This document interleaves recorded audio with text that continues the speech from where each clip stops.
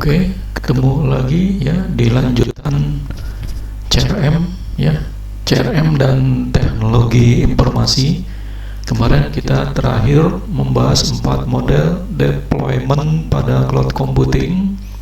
Sekarang kita bahas mengenai 3 jenis layanan pada cloud computing. Ya, di sini ada yang namanya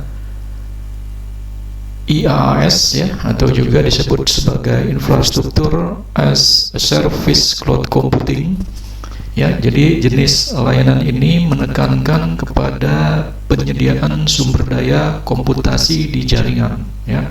Ingat ya, ini di jaringan berarti cloud ya, yang meliputi server, media penyimpanan, terus prosesor, memori ya, perangkat jaringan dan hosting ya, virtual private server, firewall, disaster recovery system, hingga kepada bandwidth internet. Jadi pengguna jenis layanan ini umumnya adalah perusahaan dengan core bisnis di bidang IT ataupun memiliki pemahaman teknis mengenai kebutuhan di bidang jaringan komputer ya. Terus ada yang namanya PaaS ya. Nah, ini yang kaitannya dengan platform service cloud computing ya. Itu kepanjangannya. Jadi jenis layanan ini ya menekankan kepada penyediaan platform ya, pengembangan perangkat lunak komputer. Nah, kalau IaaS ini dari sisi network arsiteknya ya, kalau ini dari sisi pengembangan dari perangkat lunak ya, software secara paralel ya. Ini ya, sumber daya komputasi ya, jadi ini khusus untuk komputasi yang disediakan meliputi sistem operasi, pustaka ya, library ya, IDE ya, dengan dukungan sebanyak mungkin bahasa pemrograman yang memungkinkan untuk dikerjakan secara paralel ya. Nah, ini jadi kalau kita punya kita ingin membuat aplikasi yang mana di situ ada komputasi yang sangat berat, nah ini dia menyediakan jasa ini ya. Jadi pengerjaannya itu secara paralel agar komputasinya ya lebih cepat gitu ya. Ini ya. Jadi IDE yang didukung ya sebanyak mungkin bahasa pemrograman ya. Jadi dia menggunakan yang mendukung sebanyak mungkin bahasa pemrograman ya, baik itu bahasa pemrograman berbasis C ya, basic ya, dan sebagainya ya di sini. Jadi pengguna jenis ini umumnya adalah software house ya, konsultan aplikasi ya, membuat aplikasi, ataupun perusahaan penyedia aplikasi ya, layanan berbasis web, desktop maupun mobile. Pengguna jenis layanan ini cloud ya, jadi dia berbasis cloud. Jadi kita tinggal menyimpan datanya lalu nanti dikomputasi ya secara cloud ya. Ini ya. Terus ada yang namanya yang ketiga SaaS ya, ini software service cloud computing. Jadi jenis ini menerapkan untuk menekankan ya pelayanan pada penyediaan aplikasi ya siap pakai. Nah, ini beda ya. Kalau yang PaaS ini kita punya program aplikasi lalu kita melakukan komputasi, butuh komputasi yang mana kita mempunyai perangkat keras, kita tidak mampu untuk melakukan komputasi, maka dia menggunakan PaaS ini ya, application developer ini. Nah, sedangkan SaaS ini program aplikasinya sudah ada, jadi kita tinggal pakai di sini ya. Jadi program aplikasi yang berbasis cloud ya ini. Nah, itu ya, contoh layanannya seperti Google Doc ya. Kalau kita pernah pakai Google Doc, Google Form ya, itu juga sebenarnya adalah SaaS ya, software service cloud computing ya. Ini bisa juga kalau kita menggunakan ingin menggunakan bahasa pemrograman Python ya, menggunakan misalkan dengan Anaconda, itu juga bisa basisnya cloud computing, ya itu.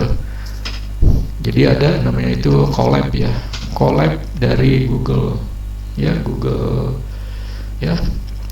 Jadi Google tuh punya kolaborasi aplikasi untuk komputasi, untuk menggunakan aplikasi Anaconda ya secara cloud ya ini.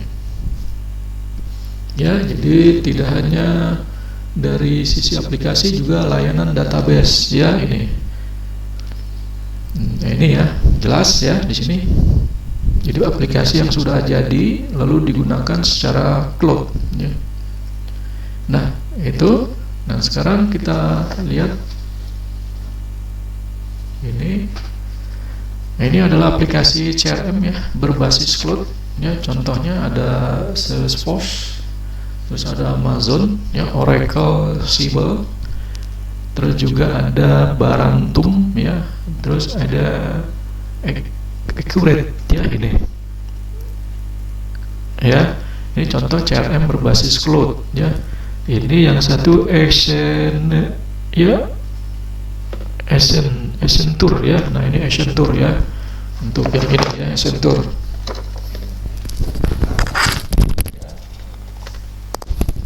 Ini. Nah, selanjutnya kalau kita lihat lagi ya contoh yang lain. Ya, contoh yang lain untuk CRM dan e-commerce. Ya, ini CRM dan e-commerce ya yang didefinisikan oleh QL ya sebagai bentuk pertukaran data elektronik ya atau electronic data interchange yang melibatkan penjual dan pembeli ya melalui perangkat mobile, email, perangkat hubung ke mobile di dalam sebuah jaringan internet ya. Di sini ini ada e-commerce CRM ya. Terus ada kaitan dengan e-commerce dan CRM ya. Nah, ini dalam sebuah kegiatan business to customer ya ini.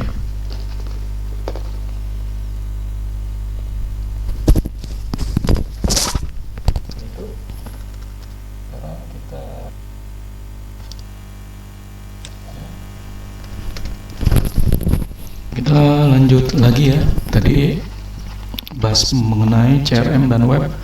Nah, sekarang ini basisnya pada basis web. Banyak aplikasi CRM ini berbasis web ya. Contohnya ya kalau kita lihat tadi ya ada Barantum ya, ada Oracle ya. Nah, di sini ya ada.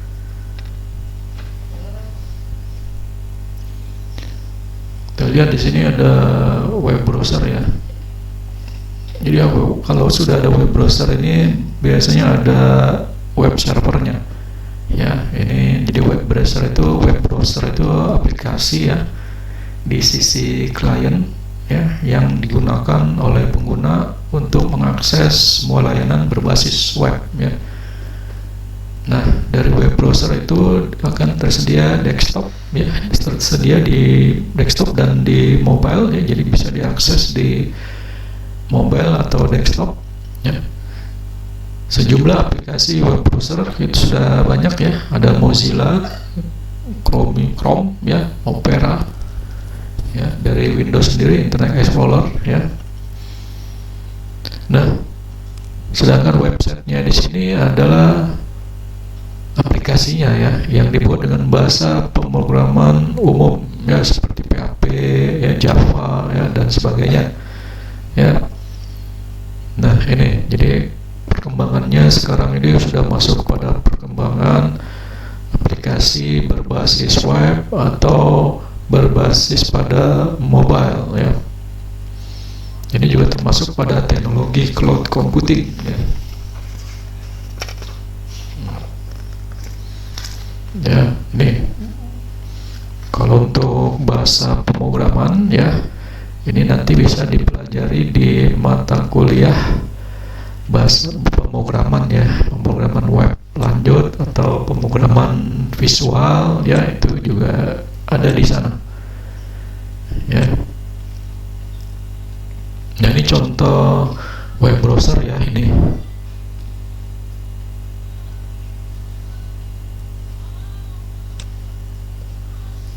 Ya, ini ada lagi ya, ini teknologi dari web terkini ya. Ini bahasa pemrogramannya ya, ada Y framework ya. Terus juga ada ini Y berbasis pada web ya, Y framework ya, Cognitor ya, Laravel ya, Zen framework. Nah ini basisnya basis PHP nih, Y framework. Itu juga basis pada JavaScript ya, bahasa Java. Terus juga yang ada dalam bentuk CMS ya. Ini juga sebenarnya adalah framework ya. Ini semua framework ya. Ada WordPress ya, bahasa pemrograman. Terus ada juga PHP ya, PHP, GitHub ya. Di sini ada MySQL ya, khusus untuk database ya. Selanjutnya ini adalah piramida pengaruh IoT ya terhadap CRM ya di masa depan. Nah, nanti akan ada pengaruh ya untuk masa depan ya, pengaruh dari IoT terhadap CRM di sini ya. Jadi kalau kita lihat ya di sini piramidanya ya, kalau kita lihat di sini piramida dari Internet of Things, impact-nya terhadap CRM ya.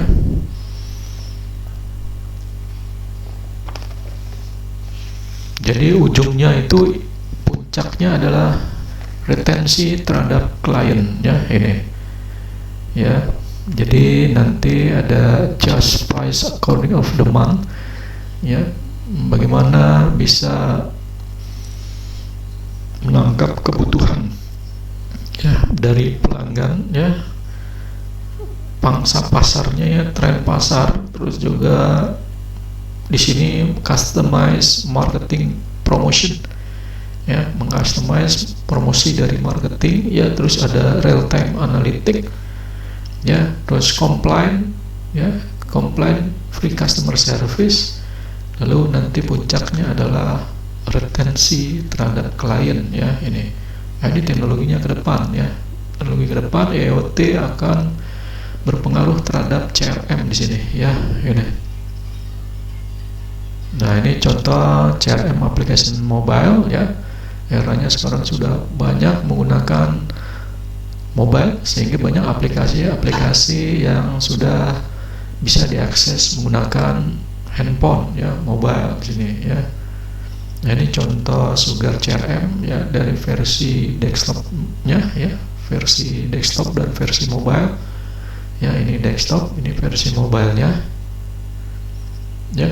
Nah, ini pertumbuhan pengguna smartphone di seluruh dunia ya, sudah semakin berkembang dari tahun 2014 sampai 2020 ya, semakin meningkat ya. 2014, 2015, 16 meningkat ya, sampai 2020 ya, ini.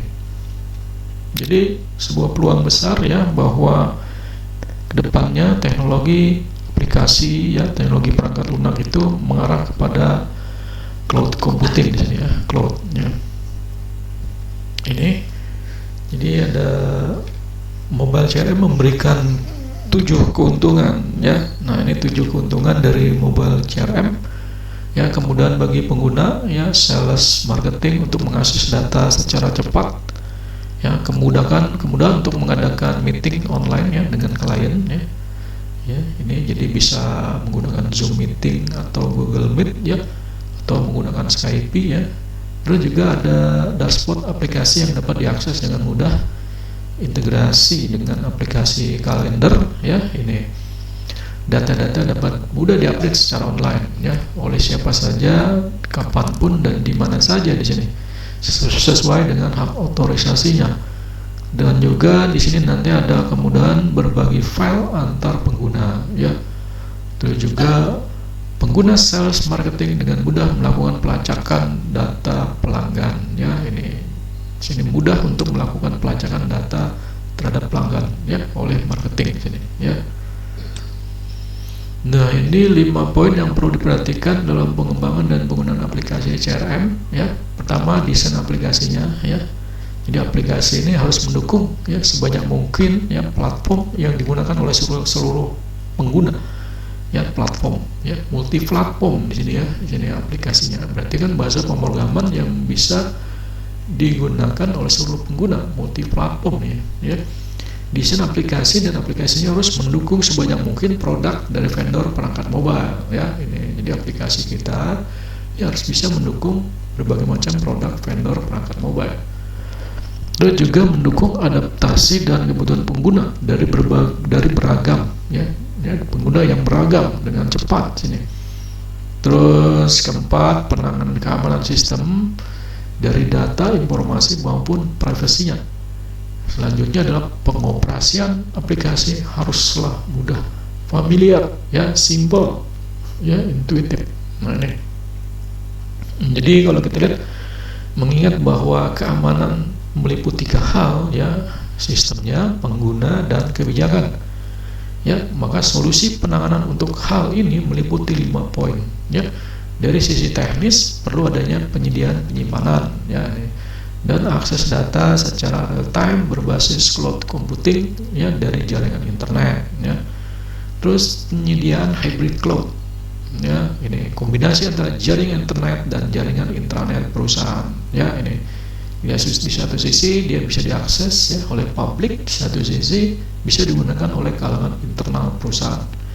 Ya, perlu adanya penggunaan firewall, ya, secure socket layer, ya, SSL sini, ya. Nah, ini jelas, ya, harus ada. Terus penggunaan keamanan dari sisi perangkat mobile, ya, ini.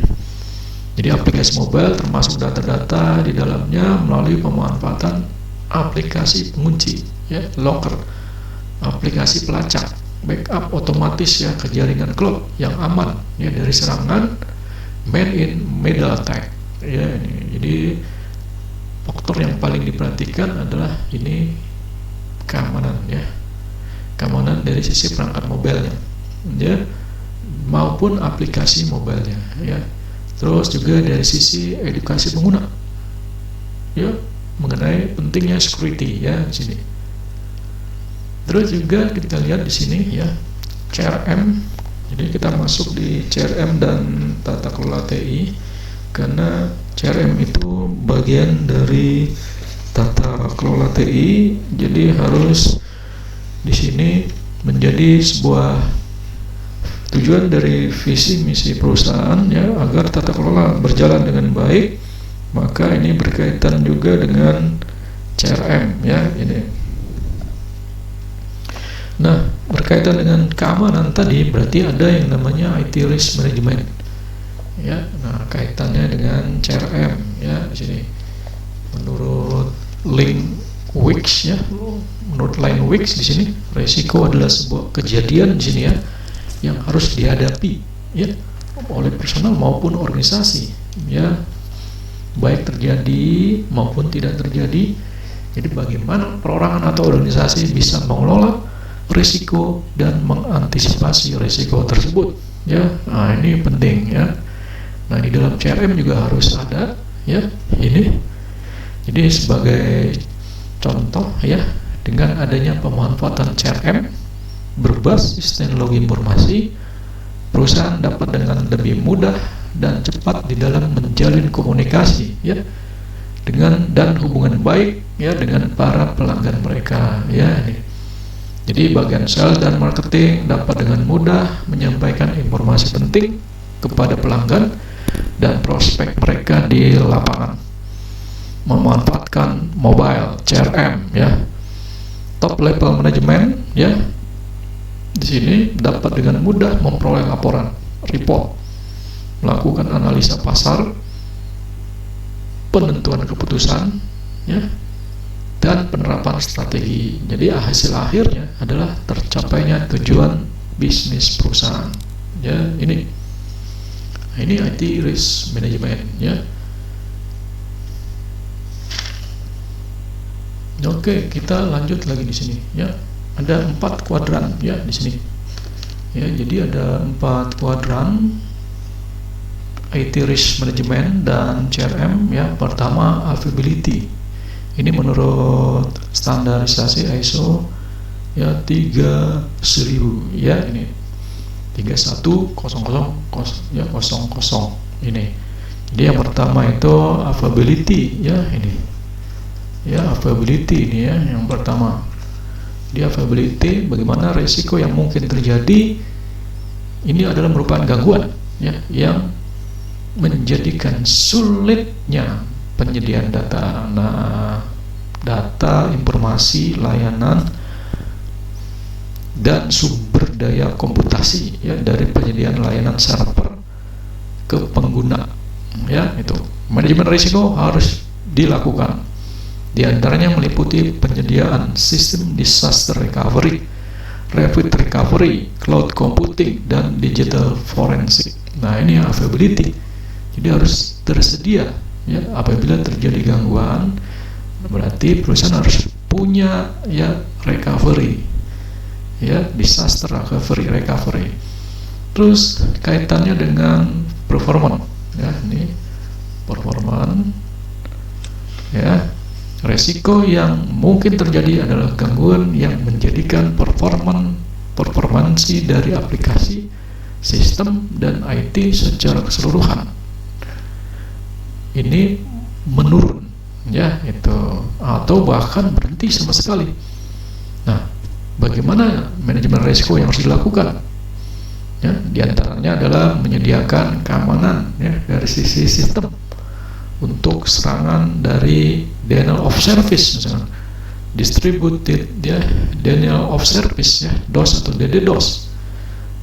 Terus juga kaitannya dengan optimasi ya sistem aplikasi, terus juga sistem operasi, kernel, server, hardware, jaringan, serta bagaimana melakukan pengecekan terhadap konfigurasi sistem keseluruhan yang disertai dokumentasi lengkap. Nah, ini jadi tidak hanya sistem konfigurasi tapi juga ada dokumentasi yang lengkap.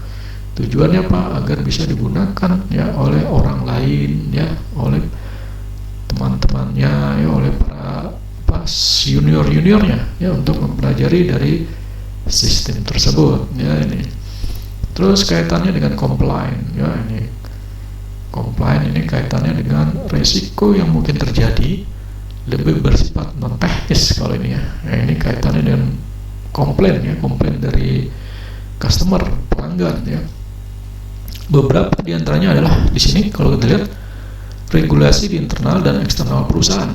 Nah, ini kaitan dengan aturan-aturan ya, peraturan di internal dan peraturan eksternal di perusahaan yang terkait dengan pemanfaatan teknologi informasi pada perusahaan yang berhubungan dengan aturan ya dan kebijakan yang berlaku ya. Jadi selain itu juga pengumpulan bukti-bukti fisik ya dan digital yang berhubungan dengan tindak kejahatan cyber ya yang menimpa perusahaan juga dapat dimasukkan ke dalam poin ketiga ini ya. Ini ya komplain dari sisi internal maupun eksternal yang kaitannya dengan regulasi, peraturan ya, peraturan pemerintah maupun peraturan internal perusahaan ya yang kaitan dengan masalah komplain ya. Terus yang keempat ini security ya, resiko pada bagian ini bersifat teknis ya dan juga non teknis yang harus diamati dari semua layer pada jaringan komputer. Nah, kalau ini untuk sistem, jadi diikuti dengan kebijakan yang digunakan dan kesadaran pengguna terhadap pentingnya keamanan informasi. Jadi user, pengguna, customer, pelanggan maupun karyawan harus diberi kesadaran akan pentingnya security ya, keamanan ya, kaitannya dengan keamanan data ya, sehingga dia bisa menjaga sendiri ya tanpa harus dipandu oleh IT ya, departemen IT-nya. Jadi setelah di training dia bisa berjalan sendiri untuk menjaga keamanan dari sisi datanya itu ya. Jadi semua kemungkinan bentuk serangan itu baik fisik dan cyber itu harus dikenali ya, diantisipasi sejak awal sehingga bisa terdeteksi ya, termasuk juga bentuk ancaman yang disebabkan oleh alam ya. Itu kalau oleh alam itu seperti gempa ya, banjir ya, gempa bumi ya, itu kan hal-hal yang tidak juga. Bagaimana security keamanannya ya, dari sisi server pelindungnya misalkan ya, dari sisi elektrikalnya, ya itu. Ya, jadi hal-hal di luar perkiraan manusia, ya, nah, itu juga bisa. Misalkan terjadi ya demonstrasi, ya. Kalau alam itu kan banjir, gunung meletus, gempa bumi, ya, tsunami. Bahkan untuk saat ini adalah kaitannya dengan pandemi, ya, pandemi yang mewabah ke seluruh dunia, ya, seperti COVID-19. Nah, itu aja bagian yang hal yang tidak terduga, ya, dari sisi keamanan alam, ya, ini, ya, itu. Selanjutnya di sini tadi kita bahas, tadi ada masalah keamanan data, ya. Sekarang kita bahas di sini dari sisi CRM dan keamanan datanya, ya, yang mana data perusahaan dan data pelanggan itu perlu menjadi perhatian perusahaan agar apa? Agar proses CRM itu bisa berjalan dengan baik, ya. Jadi ada 3 hal mengenai keamanan data, ya. Itu pertama yang kaitannya dengan confidentiality di sini, ya. Nah, kalau kita lihat di sini, ya, ini kaitannya dengan kerahasiaan data, ya, di mana data-data bersifat penting, mengandung privacy, jadi tidak boleh bocor, ya, ke tangan orang lain.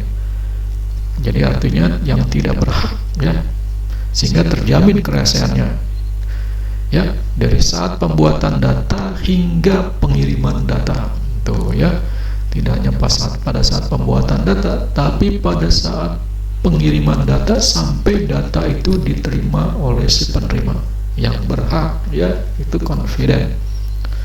Terus juga availability, ya, nah, ini kaitannya dengan ketersediaan data, di mana data harus tersedia saat dibutuhkan, ya. Jadi sistem juga harus menjamin adanya ketersediaan layanan yang baik, ya, sehingga dia mampu menampilkan dan mengirimkan data saat dibutuhkan oleh pengguna, ya, itu. Jadi availability itu berarti dia harus tersedia.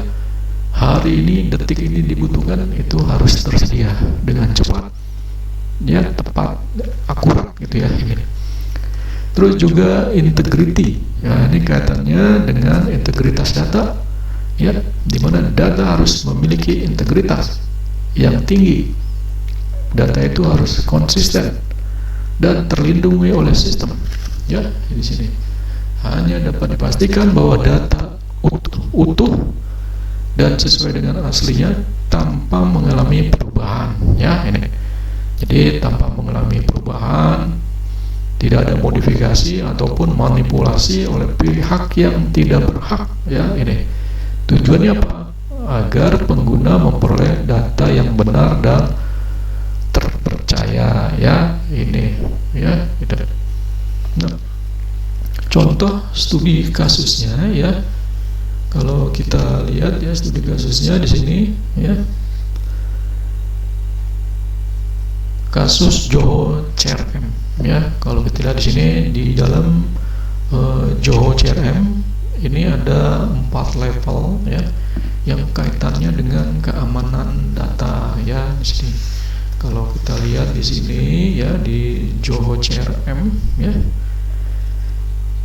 karena dia sistemnya cloud, ya, di situ ada level 4, ya, yang mana pada level 4 ini semua pengguna, ya, dan grup pengguna harus didaftar, ya, harus terdaftar, ya, dalam sistem yang saling berasosiasi.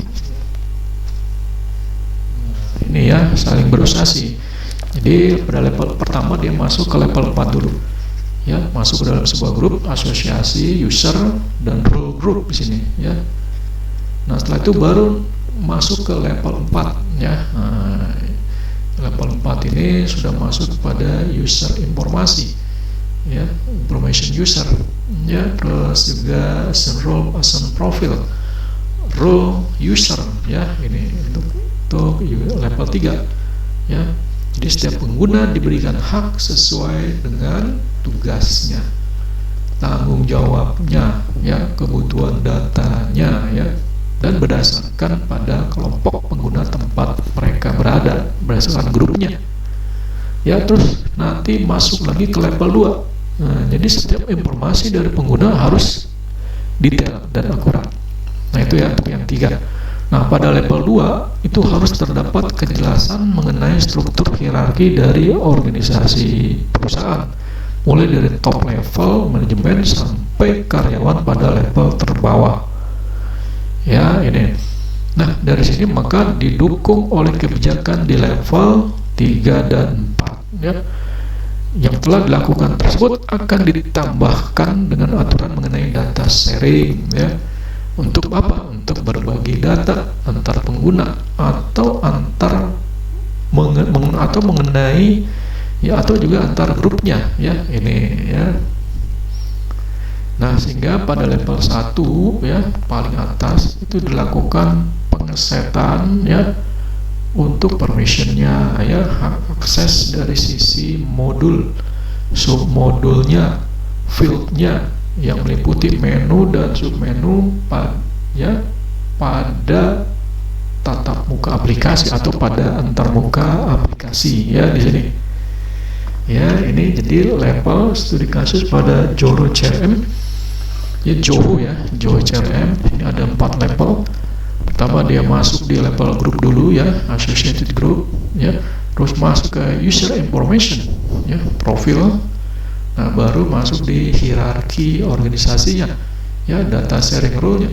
Nah, baru masuk pada modul level permission-nya, ya, submodul level permission, field level permission, ya. Ini contoh studi kasus Zoho CRM, ya, dari sisi keamanan datanya, ya. Ini untuk session 2, ya,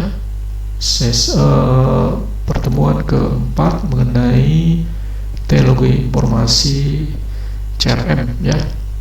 Sampai ketemu lagi di pertemuan ke-5, ya. Terima kasih. Assalamualaikum warahmatullahi wabarakatuh.